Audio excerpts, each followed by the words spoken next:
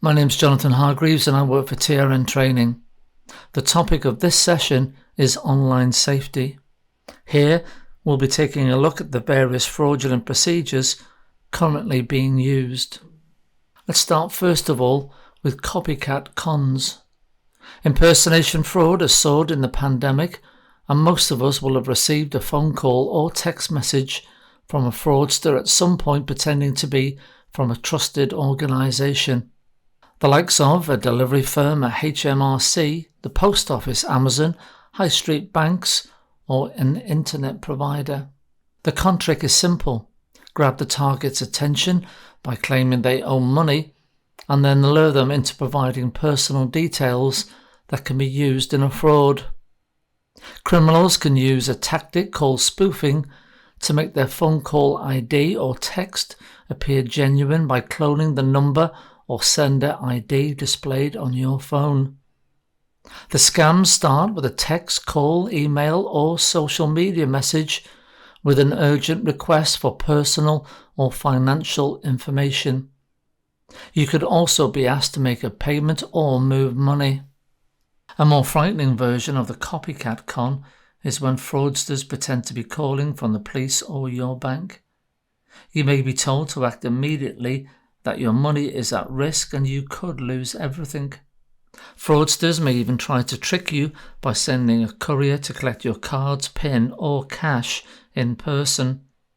Often crooks call victims pretending to be from the bank's fraud team, querying suspicious payments. Remember, your bank or the police will never contact you out of the blue to ask for your PIN, password or passcode, or ask you to transfer money to a safe account. You could lose your life savings or pension in an investment scam. Fraudsters may target the victims via cold calls or lure them online with fake investment opportunities. UK Finance says investment scams have risen significantly in the pandemic. You'll be persuaded to move money into a fictitious fund or to plough your savings into a fake investment. Rewards promised will be tempting and you'll be pressured to act fast. Scammers also use fake celebrity endorsement or testimonies from made-up investors boasting of brilliant returns.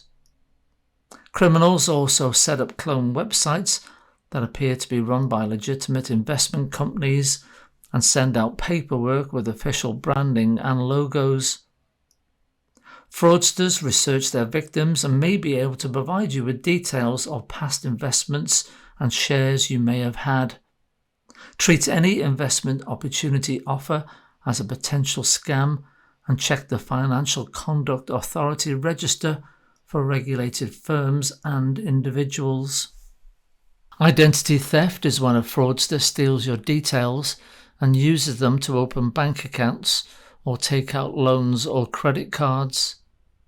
They might also apply for benefits or try to obtain official documents, such as passports or driving licenses in your name. Scammers search social media and dating websites, often looking for vulnerable victims by seeking profiles that say you're widowed or divorced.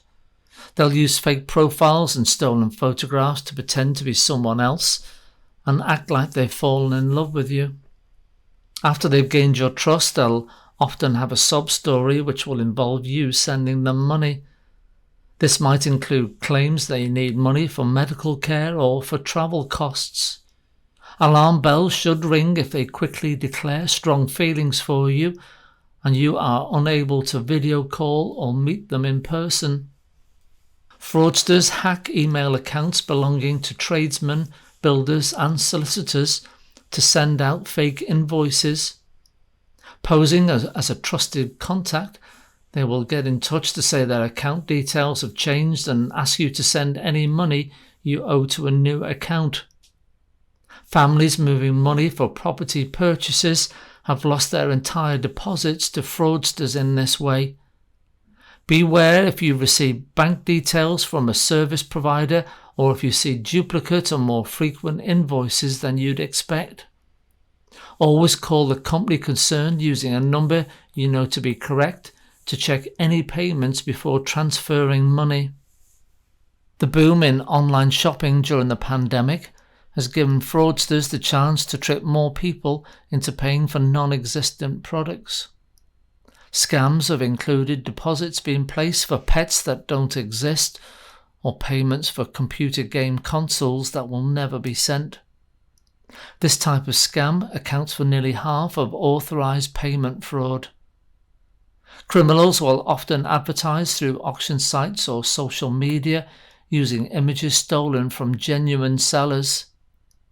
They might also use web pages that look like genuine providers but have different website addresses. Red flags include deals that are too good to be true, those that are heavily discounted, and others offering far cheaper rates. You should also be wary if you are asked to pay via bank transfer rather than debit or credit card, or the online platform's secure payment option. Let's take a look at advance fee fraud. These scams see criminals convince their victims to pay an upfront fee in order to receive a prize or valuable goods. The scams were also the fourth most common form of bank transfer fraud, accounting for 9% of cases. The criminal may claim the victim has won an overseas lottery or that gold or jewellery is being held at customs, and a fee may be paid to release it. As the world opens, many of us are desperate to book an overseas holiday. But beware, scammers set up fake websites offering cheap travel deals, often imitating well-known brands, and you should do a double check on the website being used, as the scammer may well be using a false address. Flight prices are largely set by airlines, so super cheap flights may be a sign that a scammer is behind the deal. You might also later be directed from paying safely, i.e. with a credit card, and told to pay via bank transfer. If you do pay, the tickets promised may well be a counterfeit or non-existent. Fraudsters will also offer discount rates on luxury villas and apartments, but only if you pay a hefty deposit that it goes without saying you will not get back.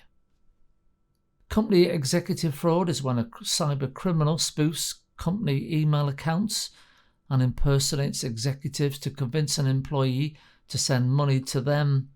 The scam, which mostly affects businesses, is where a victim tries to pay a genuine payee, but the fraudster intervenes by posing as someone high up in their organization.